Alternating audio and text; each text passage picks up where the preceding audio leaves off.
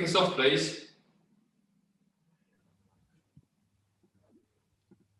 Yeah. Afternoon, David. Yes. Another exciting signing in Benrahma joining the club. Congratulations.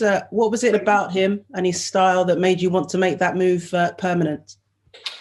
Well, our plan was to make it permanent in the summer, but for a sort of mild medical problem, we had to hold it back and wait till the time was right. So obviously we had any time to do it, but it was always going to get done. It was never in doubt, Jess, that we weren't going to do it. We just had to make sure that the small medical issue was cleared up and we could move on from there. And what is it you like about him? Well, I think initially I've always liked his goals and his assists, and I think he's given us a couple of assists. We're still waiting on the goals, but I think what we've found at the moment is he's become a really hard-working team player for us, which we really like. And I think because he's young to the Premier League, there's still a lot more development. I think there's a lot more to come from him.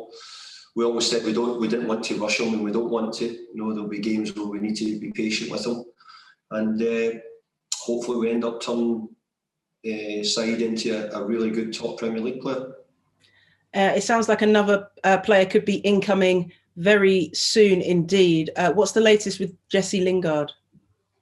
Well, he's here doing a medical at the moment, but it's not complete yet, Jess, so I can't really say too much more about it. But the fact is he is here and he's doing the medical, so hopefully we might have something to announce a bit later on today.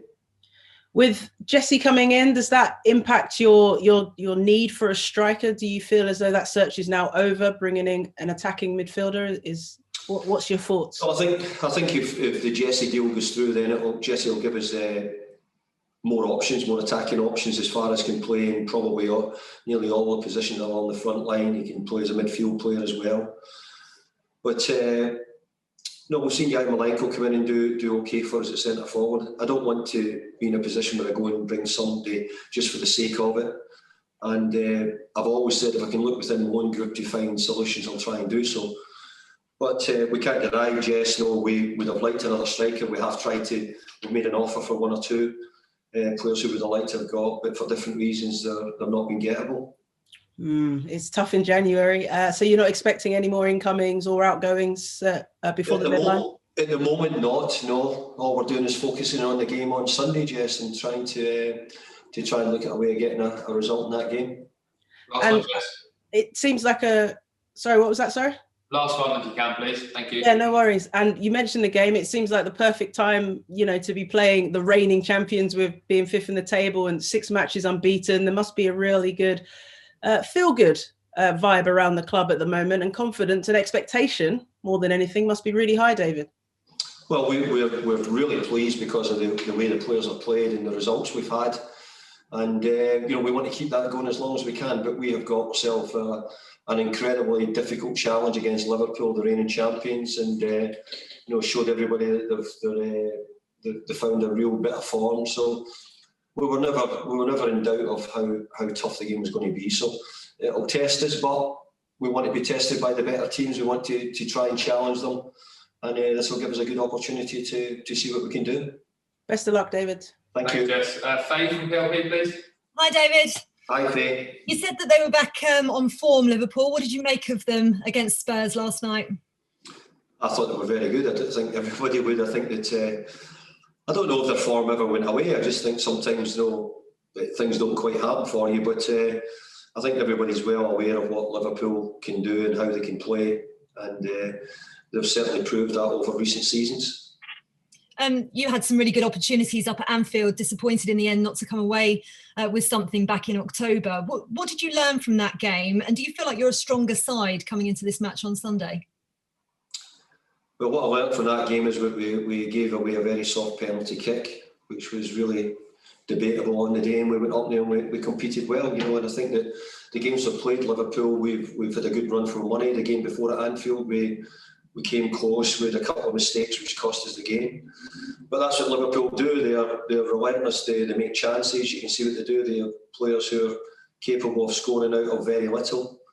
So we know we're going to have to play exceptionally well. And but if we keep playing the way we've been doing and we keep the form up we're in, and keep playing with the confidence we've got, and we'll give ourselves an outside chance. How important could that extra couple of days rest and training give you? Well, I hope it does. I think at this period in time, we complain when the games come regular. So if I get a couple of days extra rest on an opposition, then it's a good thing.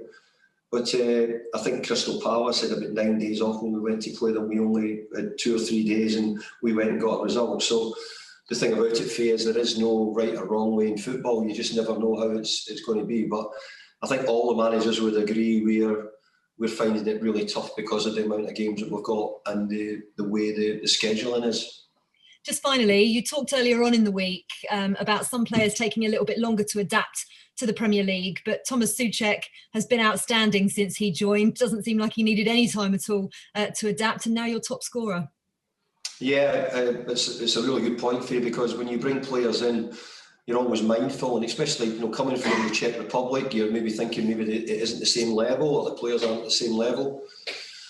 But Tomas had played for his club in the Champions League. He plays for the Czech Republic. He was captain of Slavia, so he was someone who was mature, even though he was a young player. So for him to come and hit the ground running was great. But in many ways, he'd a lot of the credentials which allowed him to do that.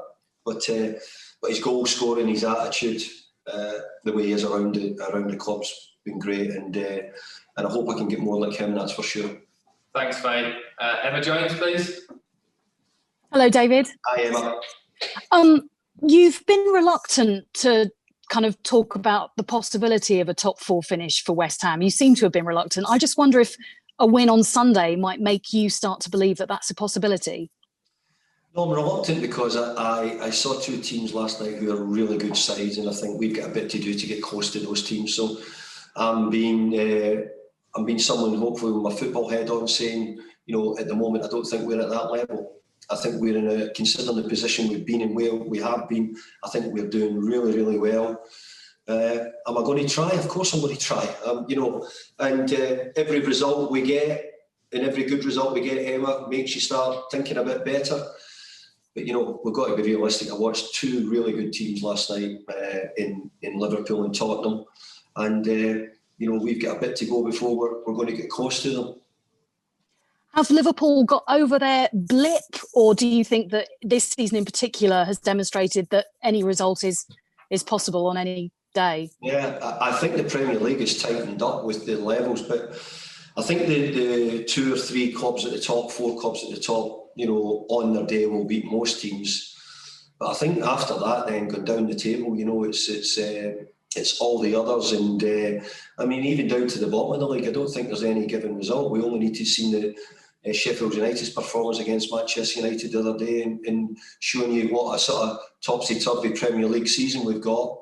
But here at West Ham, if we can sort of make the most of it and keep ourselves up near the top teams, well, that'll be great. Optimism must be really great around the club at the moment. How much are you enjoying working with the players, and considering the performances they're putting in at the moment?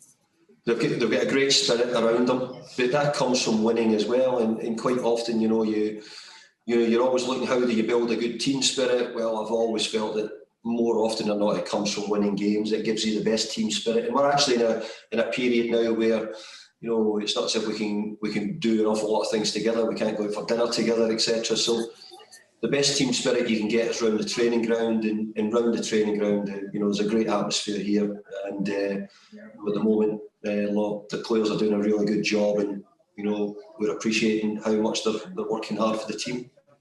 Thank you, David. Thank you. Thanks, Emma. Cameras off, please. Thank you.